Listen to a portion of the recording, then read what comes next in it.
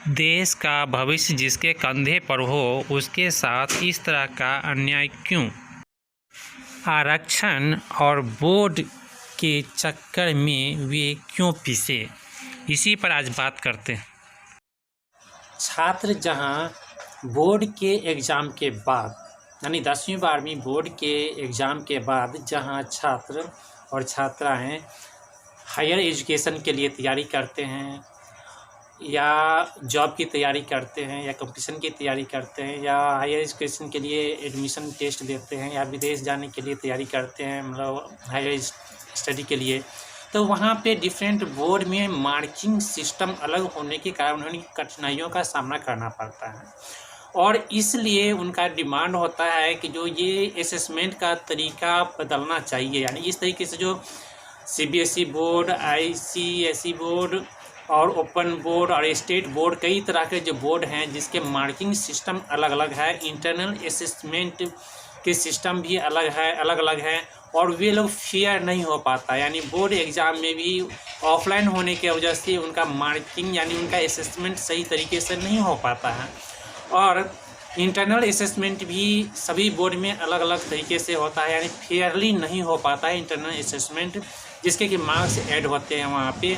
और इन वजहों से उनका असेसमेंट सही से नहीं हो पाता है। इसलिए छात्रों का डिमांड हो रहा है जो का एग्ज़ाम के असेसमेंट का तरीका अलग होना चाहिए, जिससे कि जो किसी के साथ भी भेदभाव नहीं हो। जहाँ पे प्राय ये देखा गया है जो सीबीएसई बोर्ड के स्टेट जहाँ अच्छे मार्क्स ले आते हैं वहीं पे स्टेट बोर्ड अच्छे मार्क्स नहीं दे पाते हैं अपने स्टूडेंट को, जिसके वजह से वहाँ पे जैसे नौकरी में या एडमिशन में वो पिछड़ जाते हैं कहीं ना कहीं से, जिसके कारण स्टूडेंटों का डिमांड हो रहा है कि जो असेसमेंट का जो तरीका है वो प्रॉपर होना चाहिए, जिससे किसी के साथ किसी भी तरह का भेदभाव ना हो, चाहे वो रिजर्वेशन के बेस पे हो या कोई अन्य बेस पे हो। तो इसलिए आगे देखना यह है कि जो सरकार और गवर्नमेंट इस चीज़ को किस तरीके से हैंडल कर रही है और देखना यह है कि जो अभी जो स्टेट एग्ज़ाम ले रही है, बोर्ड का एग्ज़ाम ले रही है, उसको क्या तो कैंसिल कर रही है या कोई नया रास्ता अपना रही है। उम्मीद करते हैं कि कोई ऐसा रास्ता निकाले यानी जिससे सभी बोर्ड एक जैसा हो या एग्ज़ाम का बॉडी कोई अलग हो जाए, जिससे कि जो उनका एग्ज़ाम